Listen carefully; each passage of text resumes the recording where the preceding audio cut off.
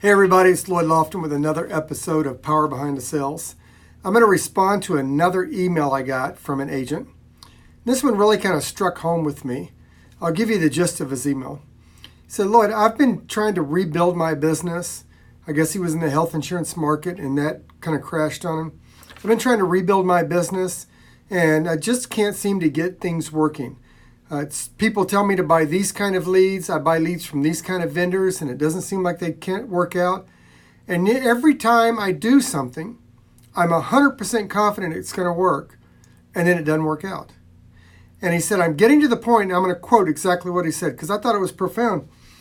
He said, I'm getting to the point where I don't trust myself. And I have been there a million times. I remember being in the position where the top agent in the office stood up and got the award for the month. And I knew that I was 10 times better than that guy. The reason he was better than me, the reason he got the top award, is because he trusted himself. It's hard to trust yourself when your thought process is that others are judging you. It's hard to trust yourself when you have unrealistic expectations. And it's hard to trust yourself when you don't take action on the gut feelings that you have about what's going to work for you. So here's the question. What do you do when you can't trust yourself? And I would tell you to do 3 things. Make a list of the one thing you need to do today to accomplish your goal this week. So whatever it is, you know my formula. If you want to make $100,000 a year, $8,333 a month, $2,100 a week, $400 a day. That's your goal, to make $400 a day. So when I go in and talk to organizations, I tell them start with what the agent needs to make and work backwards from there. It doesn't matter what product you're pushing. It does for managers. It doesn't matter what your expectations are of the agent.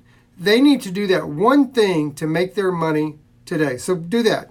The second thing you need to do is take action. Just do something. It's in the doing of things that our emotions change. And the third thing you need to do is don't be married to something.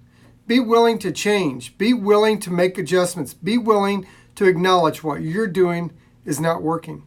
So when you feel like, what do you do when you can't trust yourself? Look in the mirror. And if you see a highly trained, licensed professional, so are your prospects.